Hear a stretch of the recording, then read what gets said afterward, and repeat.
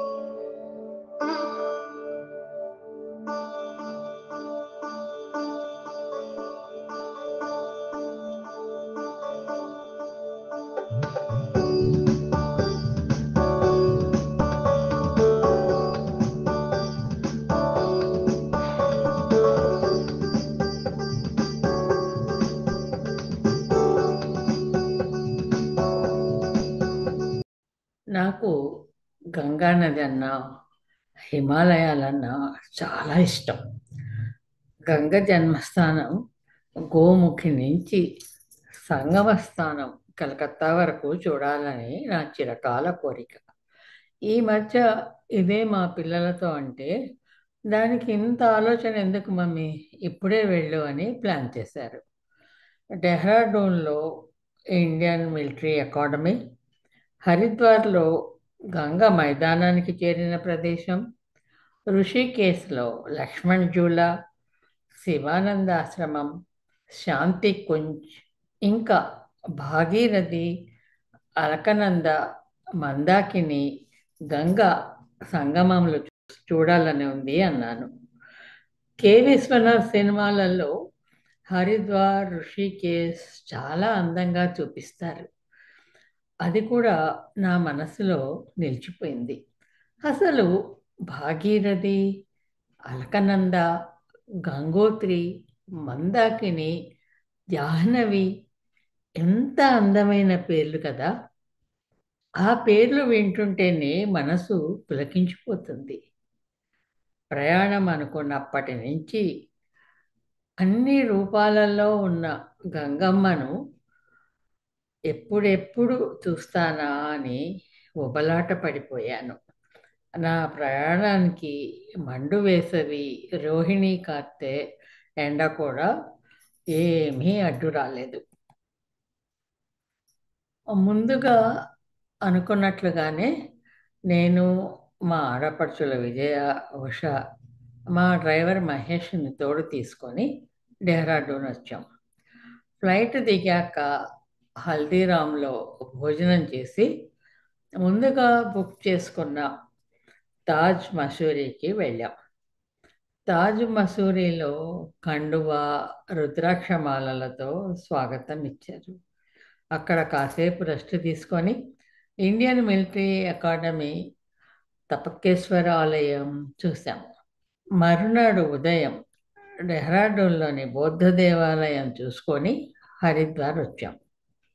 హరిద్వార్లో hotel Sarovar వాళ్ళు రుద్రాక్షమాలలతో స్వాగతం చెప్పారు. అంటే ఇక్కడి నుంచే మన మనసు భవబంధాలను తెంచుకొని ఒక ప్రశాంతత ఏర్పరచుకోవాలనేమో మరి. హరిద్వార్లో హరికి పౌరి, మానసాదేవి దేవాలయం చూసుకొని మర్నాడు ఋషికేశ్ వచ్చాం. హోటల్ అలోహాలో ఆగాం. లక్ష్మణ్ జూలా టెక్నికల్ ప్రాబ్లం వలన మూసేశారట. రామ్ జూలా అని, జానకి జూలా అని, రామ్ జూలాకి ఎదురుకుండా జానకి జూలా, అది శివానంద ఆశ్రమం, ఇవన్నీ కూడా మనము ఇంతకుముందు వీడియోలలో చూసాం కదా. ఇంకా ఇదేమో శాంతి కుంజ్ అనమాట. ఇది కూడా ఒక ఆశ్రమం అనుకోండి, చాలా పెద్ద ఆశ్రమం. ఇక్కడ లైబ్రరీ, ధ్యాన మందిరం ఉంటుంది. అంతా ఇక ధ్యాన మందిరం అయితే మనకు హిమాలయాల సెట్టింగ్తో ఉంటుంది. అక్కడ కేదార్నాథ్, అమర్నాథ్ అవన్నీ కూడా అట్లా హిమాలయాల మీద సెట్టింగ్ వేసి చూపించారు. అక్కడక్కడ ఎక్కడెక్కడ ఉంటాయో వాటిని మార్క్ చేసి చిన్న గుడిలాగా పెట్టారు. అక్కడ చాలామంది ధ్యానం చేసుకుంటున్నారు. చాలా ప్రశాంతంగా ఉంటుంది అక్కడ. ఇక ఈ ఆశ్రమంలో అఖండ జ్యోతి వెలుగుతూ ఉంటుందిట ఎప్పుడు. ఇంకా ఉండేందుకు వసతి గదులున్నాయి.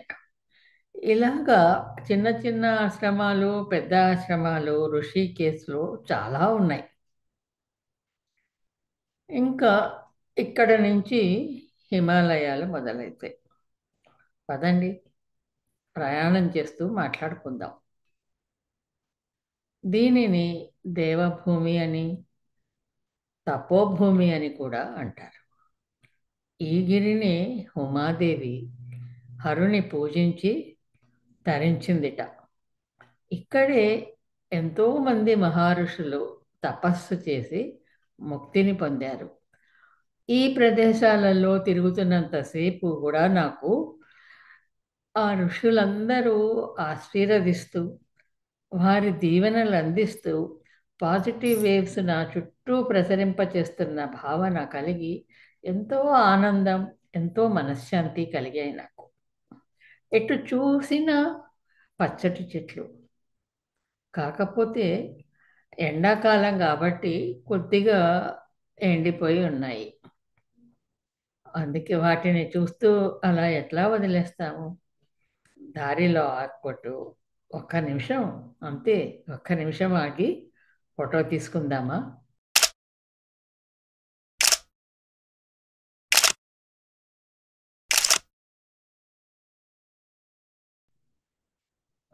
ఇక పదండి ముందుకు. మనతో పాటే, మన పక్కనే, మన వెంటే కాదు కాదు. గంగమ్మతో కలిసి మనం ప్రయాణం చేస్తున్నాము. ఎంత చక్కటి అనుభూతి కదా! కొంచెం ముందు నుంచి గంగ నీరు ఆకుపచ్చగా ఉంది. ఇది భాగీరథి అట. ఇది భాగీరథి అన్నమాట. శివుని జటాజూటం నుంచి మహావేగంగా, ఉధృతంగా నురగలు కక్కుతూ వచ్చేస్తుంది. ఎంత ఉధృతంగా ఉందంటే, మనం కిందికి అట్లా వంగి చూస్తే ఇట్లా అలలు, అలలు నురగ మనకి కొంచెం భయం కూడా వేస్తుంది. అమ్మో! ఏంటి ఇంత కోపంగా ఉందా గంగమ్మ? ఈ భాగీరథమ్మ ఎంత కోపంగా ఉందా? అని కూడా అనిపిస్తుంది. ఇంత నురగలు కక్కుతూ ఉధృతంగా వచ్చేస్తున్న భాగీరథి హరికి పౌరిలో హరిపాదాలను తాకగానే నెమ్మదించి గంగమ్మగా చల్లచల్లగా నెమ్మదిగా మైదానంలోకి సాగిపోతుందిట. కొండల నడుమ అలవోకగా సాగిపోతున్న గంగ వివిధ రూపాలను చూసేందుకు 2 కన్నులు సరిపోవటం లేదు. అక్కడక్కడ ఆగి కాసేపు చూసుకుంటూ, ఫోటోలు తీసుకుంటూ చిన్నగా వెళ్ళాం. దారి పొడుగుతా అక్కడక్కడ కొండలలో నుంచి సన్నగా పారుతున్న జలపాతాలు కనువిందు చేస్తున్నాయి మరి.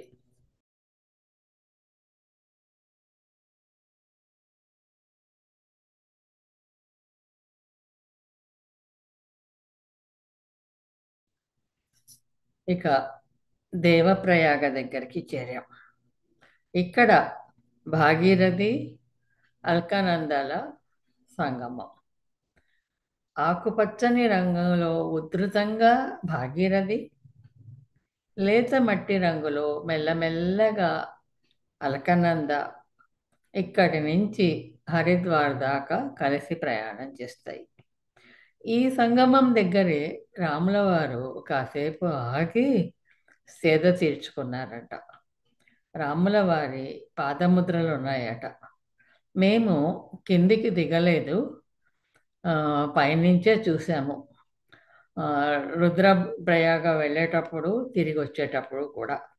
ఇక్కడ నుంచి తపోభూమి అంటారు. ఏదో ఇక్కడ కిందికి కనిపిస్తుంది, అది ధారీదేవి ఆలయం. ఈ దేవాలయం అల్కనందా నది ఒడ్డున నిర్మించారు. ధారీదేవిని ఇక్కడ కాళీదేవిగా పూజిస్తారు. ఈ ఆలయం భారతదేశంలోని 108 శక్తిపీఠాలలో ఒకటి. ఆమె ఉత్తరాఖండ్ పోషక దేవత, చార్ధాముల క్షేత్రపాలిక. ఈ ఆలయం కూడా చాలా ప్రాచీన కాలం నాటిది. ఈ ఆలయానికి పైన కప్పు ఉండదు. మేము ఈ మందిరం దగ్గరికి కూడా వెళ్ళలేదు. ఎందుకంటే చాలా కొంచెం కిందిగా ఉంది. అందుకని వెళ్ళలేకపోయాము. పైనుంచే అమ్మవారికి దండం పెట్టుకొని రుద్రప్రయాగ వైపు సాగిపోయాం. కొండల మధ్య సన్నటి దారిలో ఒక పక్క గంగమ్మ మన వెంట వస్తుండగా, పచ్చని తరువుల మీద నుంచి వీస్తున్న చల్లని గాలి ఆప్యాయంగా పలకరిస్తూ ఉంటే, ఈ తపోభూమిలో తపస్సు చేసుకున్న మహర్షులు ఆశీర్వదిస్తుంటే, శివయ్య మనలని ఓ కంట కనిపెడుతున్నాడు, పార్వతమ్మ పక్క నుంచి ఓరచూపులు చూస్తుంది అనిపిస్తుంటే,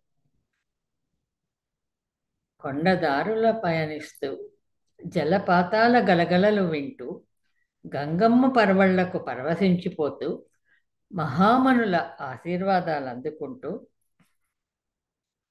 ఈ బాటన ఇటులనే సాగిపోనా, ఈ చోటనే ఆగిపోనా, ఈ ఆనందం, ఈ మనశ్శాంతి, ఈ ఆధ్యాత్మిక భావన ఇంకెక్కడైనా లభిస్తుందా? లభించదు కదా. పుణ్యభూమి నా దేశం, నమో నమామి.